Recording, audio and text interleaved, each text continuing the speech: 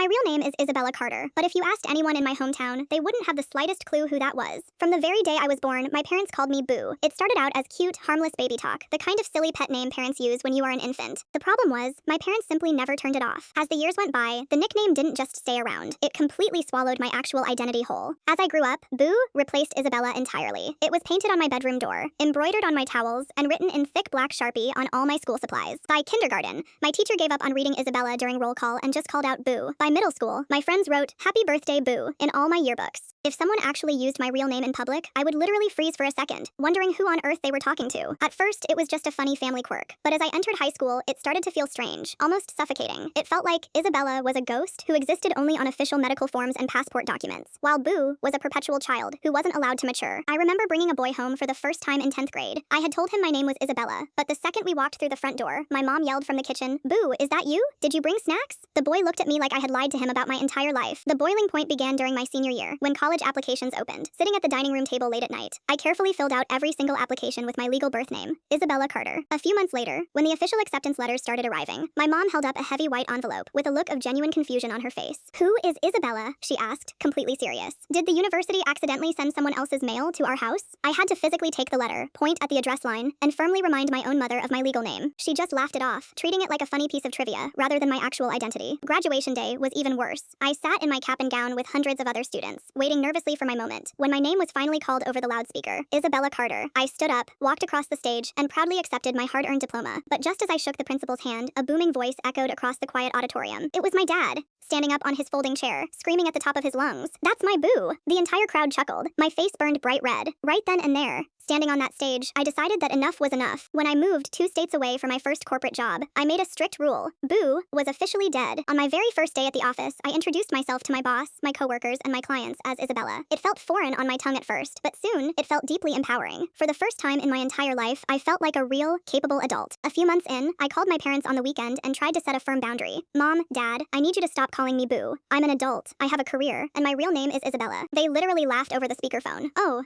don't be so dramatic, sweetheart," my mom chuckled. "You'll always be our little Boo, no matter how old you get." Then, something wild happened. After 2 years at my firm, I landed a massive corporate promotion. The company published a featured press release about it online. The headline was printed in bold, elegant letters, "Isabella Carter, rising star." My parents saw the article online. Within 3 hours, my mom posted the link all over her personal Facebook page. "So extremely proud of our brilliant, talented daughter, Isabella," she wrote. My dad retweeted it, bragging to all his golf friends about our Isabella's incredible achievement. Suddenly, now that my real name was attached to public prestige and professional success, they dropped Boo in a heartbeat. Oh, now they get it. I didn't bother arguing with them or pointing out the blatant hypocrisy. If they needed a corporate press release to finally acknowledge my real name, fine by me.